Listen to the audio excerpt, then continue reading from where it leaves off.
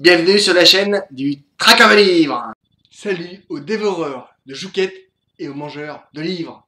Aujourd'hui, un roman coup de cœur complètement atypique. L'été meurt jeune de Mirko Sabatino aux éditions de Noël. Primo, le narrateur, revient sur les événements de cet été plus de 50 ans après.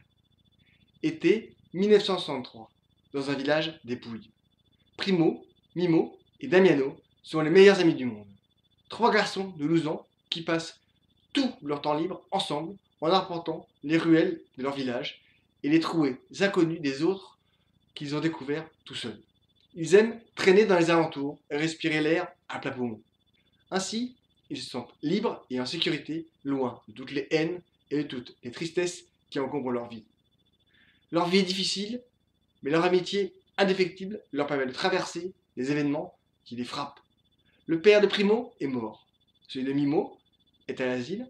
Celui de Damiano interdit à sa mère de quitter la maison par peur qu'elle ne le trouve.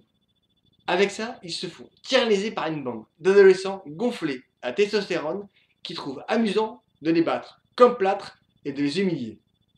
Vient un jour où la ligne est franchie. Marre d'être une victime, marre de fuir, marre de se cacher, marre d'avoir peur. Cet été-là, Primo, Mimo et Damiano vont faire un pacte scellé par le sang. Ce que les adultes peuvent trouver attendrissant est pour ces garçons une décision franche et gravée dans le marbre. Chaque action pratiquée contre l'un d'entre eux devra être vengée par les trois amis. Justice devra être rendue à hauteur des préjudices subis. Peut-être parce qu'ils sont en âge de mieux comprendre, de mieux voir et de mieux appréhender la vie, ils découvrent dans la vie des adultes des actes gravissimes. L'engrenage vient de s'enclencher. Chaque action entraîne une réaction. À cet âge, c'est important où l'on quitte l'enfance sans encore devenir des adultes. L'adolescence, ces instants de tension, d'éveil des sens, de l'énergie à revendre et surtout cette impulsivité et cette force qui peuvent intervenir à chaque instant, sans filtre, sans limite. Cette volonté farouche de vivre sans entrave ni retenue. Alors, tout est lâché. Et les conséquences seront dramatiques. Un premier roman qui mêle nostalgie et histoire. On sent le soleil qui brûle notre peau et les odeurs de la campagne. Tout au fil des pages, l'auteur nous fait découvrir sa région et les superbes paysages qui nous entourent. On suit ces garçons dans leur pérégrination et leur découverte.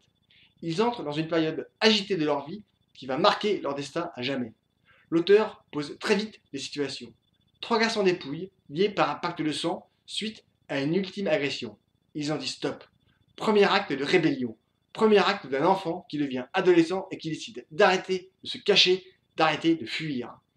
Dans une société où le patriarcat est vital, les trois amis tentent de remplacer leur père qui ne tient plus leur rôle.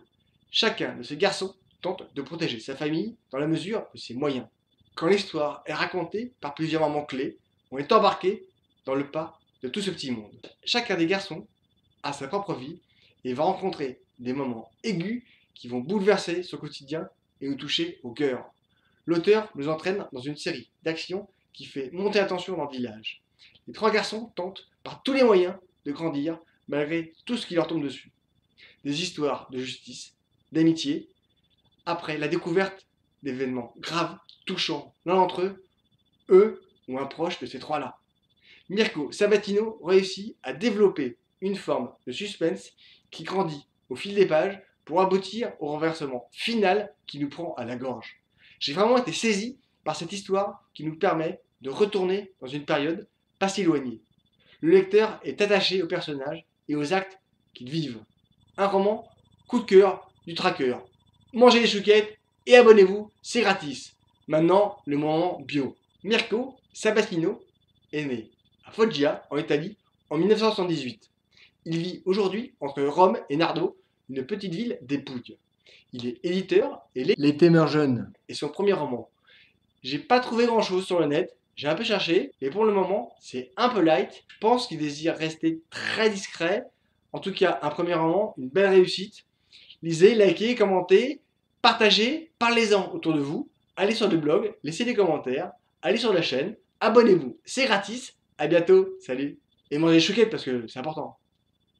L'été meurt jeune de Mirko Sabatino aux éditions de Noël.